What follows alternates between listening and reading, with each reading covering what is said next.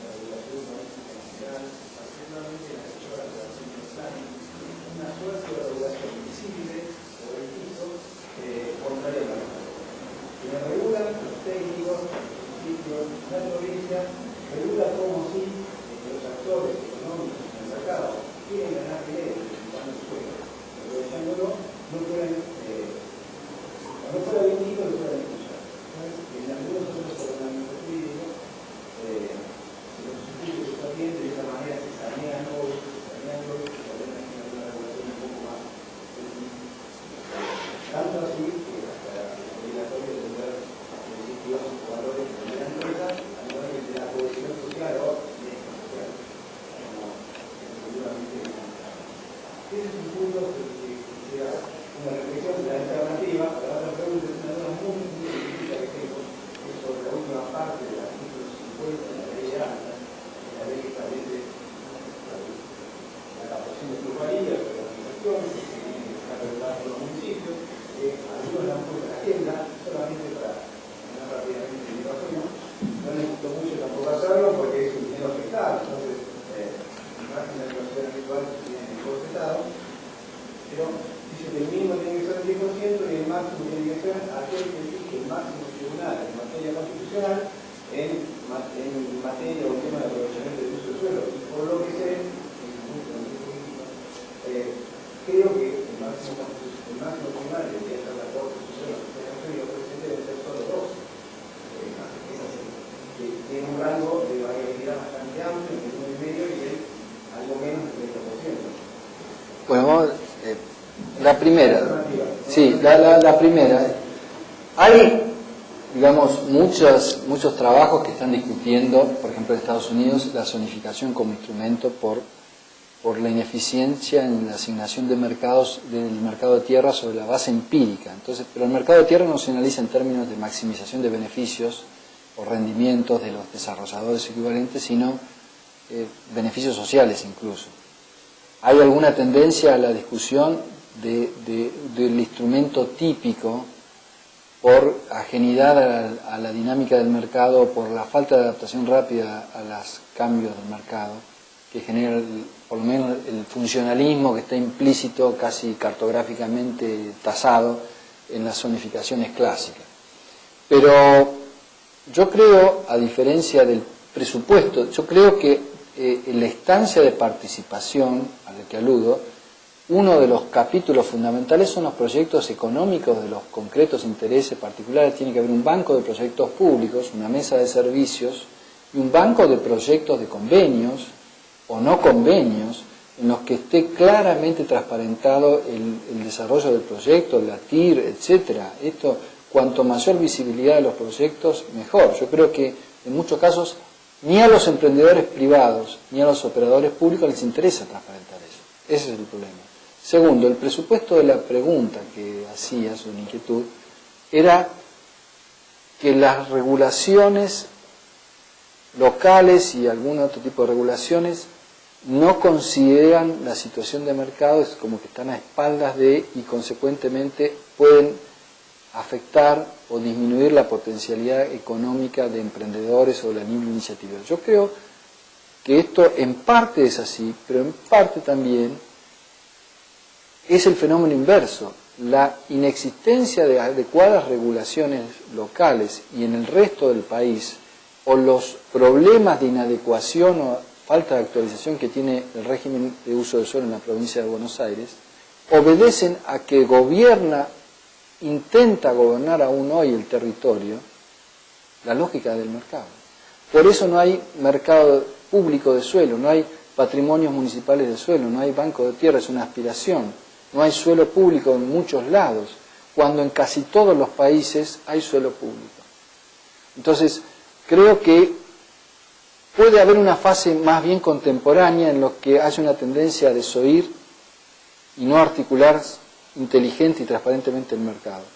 Pero la historia mostró, me parece, y se podría trabajar con alguna base empírica, que en los distritos de mayor potencialidad económica, las normas fueron casi elaboradas al compás de intereses, que yo no diría sería, ni siquiera diría si fueran del mercado, de operadores próximos al mundo local.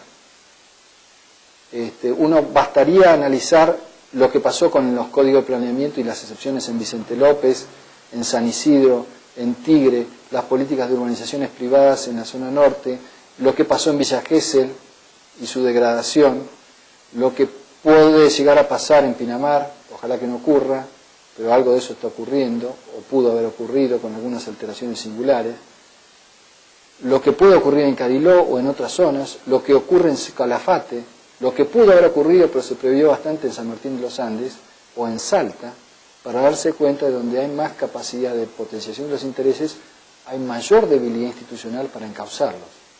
Pero yo creo que tienen que convivir porque el urbanismo es el gobierno del territorio, pero no es la mutilación de la libre iniciativa económica.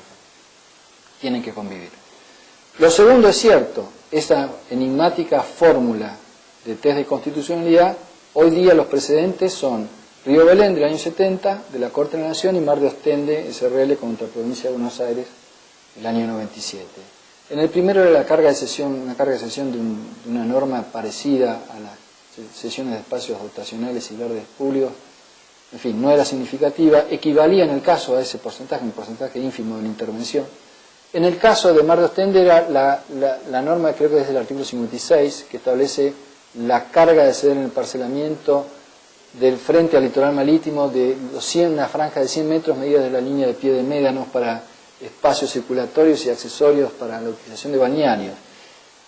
El problema de Mar de Ostende es que, y el problema de estos porcentajes, es que el porcentaje de Mar de Ostende y el porcentaje de Río Belén es porcentaje de tierra, porcentaje de superficie. Y hay determinaciones que generen plusvalía que no alteran un metro cuadrado de tierra, que cambian usos, admiten tolerancias, etc. Entonces ahí la lógica del test de constitucionalidad, como si esto se tratara de un porcentaje de tierra, no sirve. Es lo mismo que la lógica de creo que el artículo 48, la ley expropiatoria de la 248 de la Ciudad de Buenos Aires. No tiene sentido para esas cosas. Si hay una inhibición de uso, un precinto industrial con un uso inhibido para otra cosa, que se abre para un centro comercial de fácil reciclaje, ¿de qué estamos hablando en términos de transferencia? ¿Un cambio de metro, de apropiación de superficie? No, estamos hablando de otra cosa. Para ecuacionar eso hay que tener un sistema de unidades equivalentes, que esto puede ser promercado, antimercado, desmercantilizado o armonía con el mercado. Pero es un trabajo de catastro económico urbanístico muy sofisticado que yo creo que nosotros todavía no estamos en condiciones de hacer. Ahí es donde veo el problema. O las dispensas, por ejemplo, era una clásica restricción que hay en casi todas las ordenanzas locales, la continuidad de la trama urbana. Entonces, presupone la contigüidad o la continuidad del amanzanamiento, de la retícula, etc. Esta restricción tropezaba con los emprendimientos que por talla, por volumen, superaban la manzana. Por ejemplo, las grandes superficies comerciales. Inicialmente, en los comienzos de esta modalidad de comercio, hubo un gran estímulo de los municipios para la erradicación de las grandes superficies. Entonces se dispensaron, por supuesto, la mayoría a título gratuito o formalmente gratuito, esas restricciones, que no tenían una materialización clara, implicaban un mayor aprovechamiento, pero el aprovechamiento era lógico, congruente con la talla del emprendimiento. Bueno, hoy día una dispensión de esas no genera muchos más metros, no es privación de metros en términos de cesión de dar, que es a lo que se refirieron Mar de Ostende y Río Belén. Es otra cosa. Y esa otra cosa no está pensada. ¿Cómo se apropia la plusvalía de eso? No está pensada. Por lo menos normativamente pensada.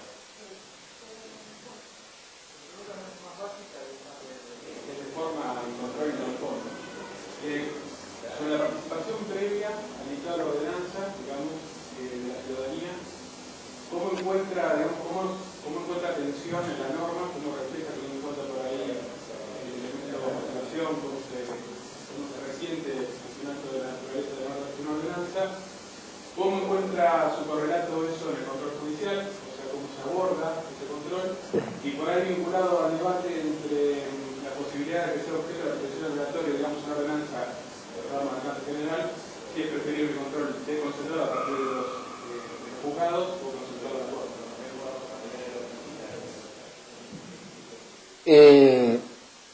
En otros sistemas esto está absolutamente definido, como en casi todos los sistemas la acción, y yo creo que eso está bien, la acción para impugnar las determinaciones urbanísticas o para la defensa de la juridicidad urbanística o la legalidad urbanística es pública, es decir, una acción popular o colectiva o equivalente. Hay una gran posibilidad de impugnar los planes o las normas por contrarias a los planes. Y el test que se hace en el derecho francés y en el español, que es el que más he seguido en estos temas, y que tiene una casuística, uno se fija en Aranzadi o en Westlaw, o en los repertorios de los TAR italianos, hay miles de casos, miles de casos. Hay casi tanta casuística en esto como en contrato de obra pública, más seguramente, que en contrato de obra pública, en contrato de suministro, hay miles de casos. En esa casuística hay un trabajo muy antiguo, dos trabajos antiguos muy interesantes que siguen la casuística, uno de Delgado Barrio, que es el control de razonabilidad en el planeamiento, el trabajo de Tomás Ramón Fernández sobre la interdicción de la arbitrariedad del legislador, no de la administración del legislador.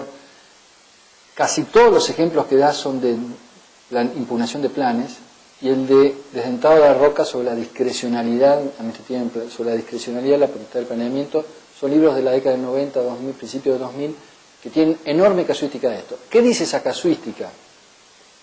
Que se controlan fines, por ejemplo, hay muchos tribunales que hoy día, por la titularidad pública de la potestad de planeamiento, descalifican por violación de la finalidad, desviación de poder, los convenios urbanísticos.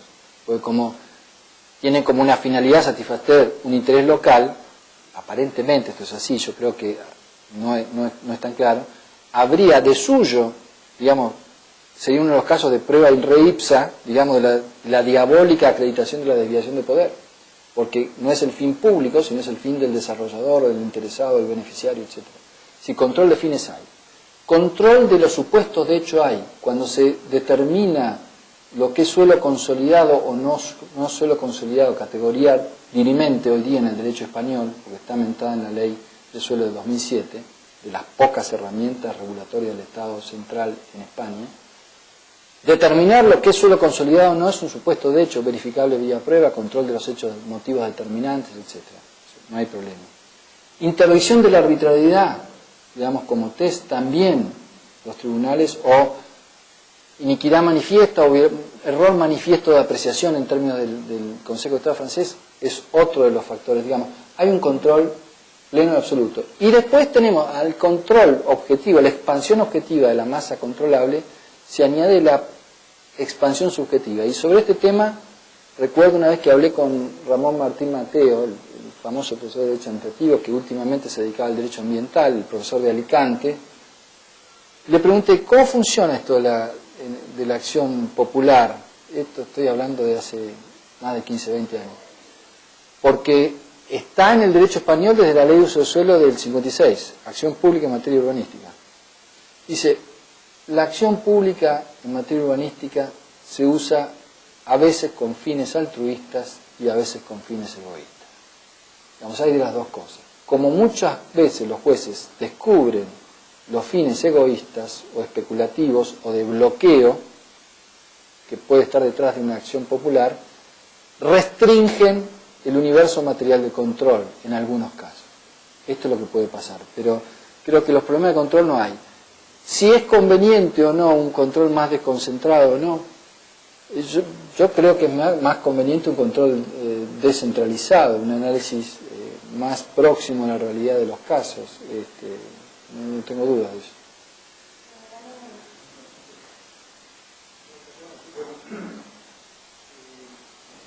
Cuando hablamos de la subordinación de los municipios en la provincia de Buenos Aires, vivimos la contradicción de que la Constitución de 94 nos otorga a todos los municipios en el país, y la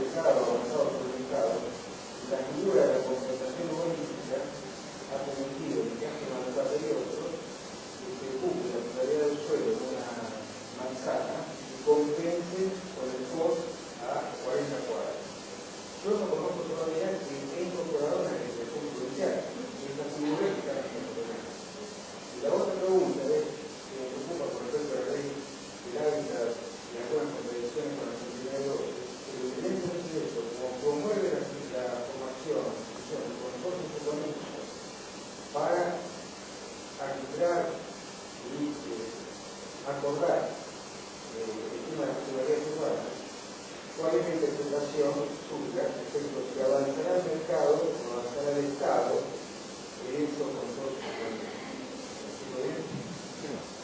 Lo primero, hay que tener en claro lo que dice el artículo 123 de la Constitución. La Constitución Nacional, en el artículo 123, establece que las constituciones provinciales asegurarán la autonomía de los municipios en el orden institucional, político, administrativo, económico y financiero, fijando su grado y alcance.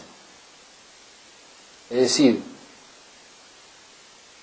hoy día tenemos, digamos, casi 20 años de inercia o inactividad en el desarrollo por la Constitución provincial, en principio, de ese mandato extremadamente abierto de garantía institucional de las autonomías municipales.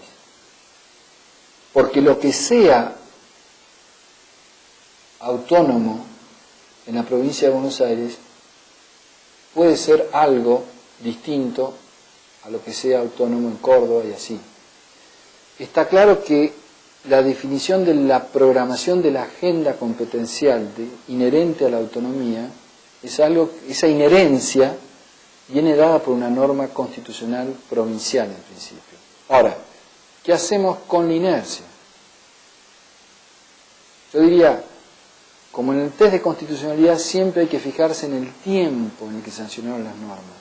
Es muy distinto fiscalizar una norma del siglo XIX, por ejemplo, el artículo 259 del Código Civil, que impide al padre extramatrimonial, quien dice ser padre extramatrimonial, impugnar la paternidad del niño, digamos, del padre nacido dentro de un matrimonio, como mecanismo de protección del sosiego o tranquilidad del matrimonio formal, digamos, que yo considero que es inconstitucional, lo acabo de decir en un fallo que acaba de salir en franca minoría, porque le impide el acceso a la justicia per se, más allá de que por razones de interés superior del niño se le franquee el acceso a la jurisdicción y digan, bueno, vos estás emplazado pero no sustituís al padre, digamos, eso es otra discusión. Pero quiero decir, una norma del siglo XIX hoy día tiene un fumus de constitucionalidad, su presunción de validez va diluyéndose con el tiempo. De lo contrario, el sistema democrático ata no a las mayorías, les impide hacer hoy algo porque unas minorías hoy se lo obstaculizan, sino antepasados de nuestros antepasados, que pudieron haber sido mayoría en aquel tiempo, impiden a las mayorías actuales, que conocen los problemas del hoy, resolver los problemas. Es decir, que más que objeción contramayoritaria, el sistema tiene hoy día un problema de objeción intertemporal. No es posible que quedemos anclados a aquellos valores, salvo quienes creen legítimamente, yo no, pero quienes creen en el derecho natural, en ese tipo de cosas. Como creo que estamos en el mundo de la cultura y no de la naturaleza, y el derecho es racionalidad, no fuente divina, por lo menos creo yo, tenemos esa objeción. ¿Por qué digo lo del tiempo? Porque si esta pregunta se hubiese hecho en el año 1996, es lógico que uno diga, bueno, Constitución Nacional en el 94, es cierto que la Convención Constituyente de la que formé parte de la provincia de Buenos Aires sancionó casi en paralelo, y cuando se reformó el por entonces artículo 106, actual 123, faltaba, por la Constitución de Santa Fe, Paraná, faltaban 2 o 3 días para tratar el tema municipal por la Constitución de la provincia de Buenos Aires, y hubo un proyecto de ley consensuado de texto de autonomía municipal, incluso validado por quien entonces era el gobernador Duhalde, que por esas cosas del azar un día lo podemos contar o lo podemos contar en un pasillo, no se aprobó, y quienes propiciaron la no aprobación fueron intendentes municipales, prominentes actualmente intendentes municipales, no los voy a mencionar, pero eran de distritos del área metropolitana de Buenos Aires. Esto está trabajado en una tesis doctoral de una profesora de historia de la Universidad de Bahía Blanca, Lidia Burstein.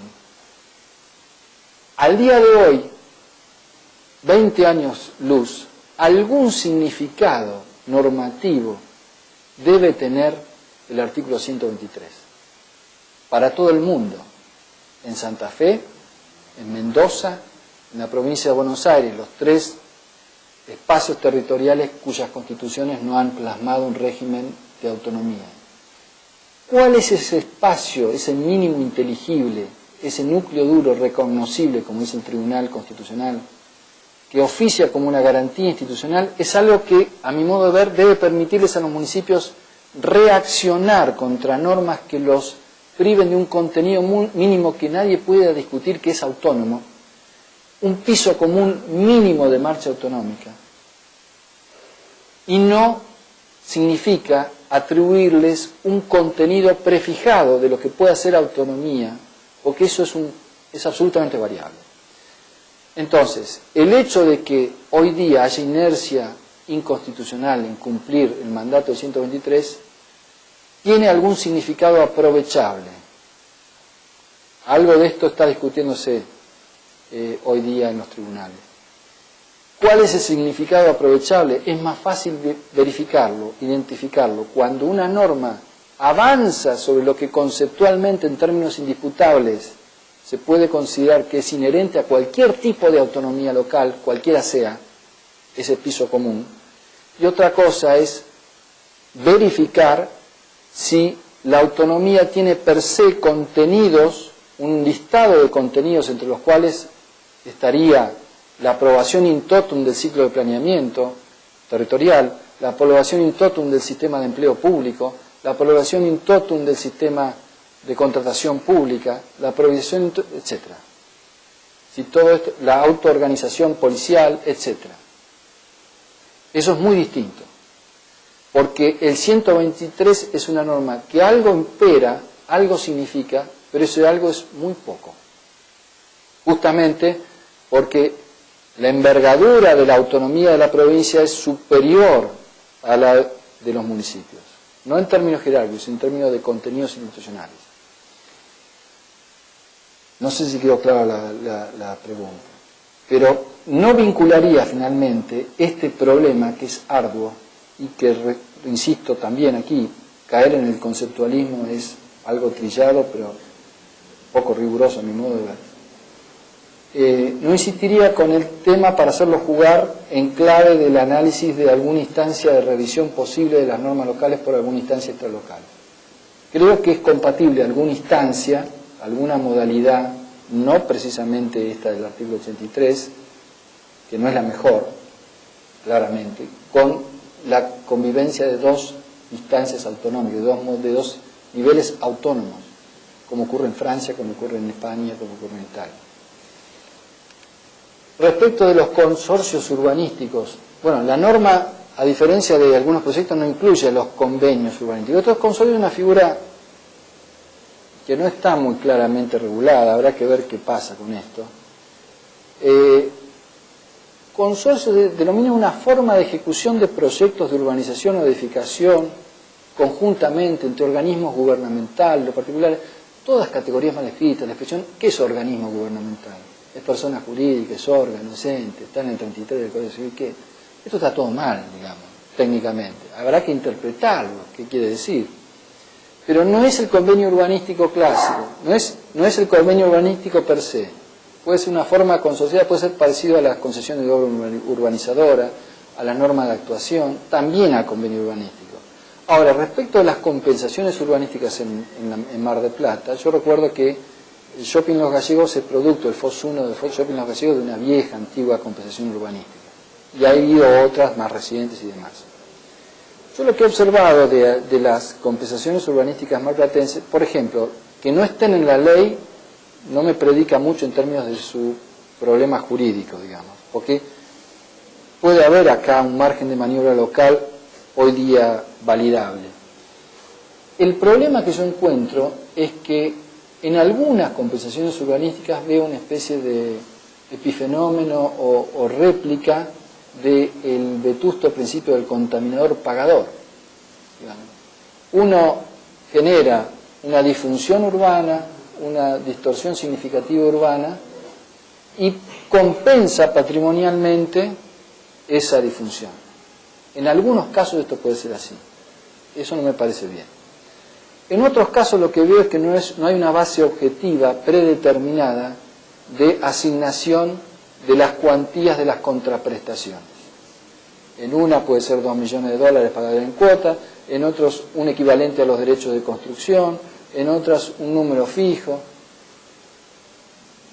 ¿Cómo se puede resolver esto caso por caso? Caso por caso está el convenio, pero el mecanismo de compensación o retribución, o si se quiere, aunque no es el mejor mecanismo en este caso,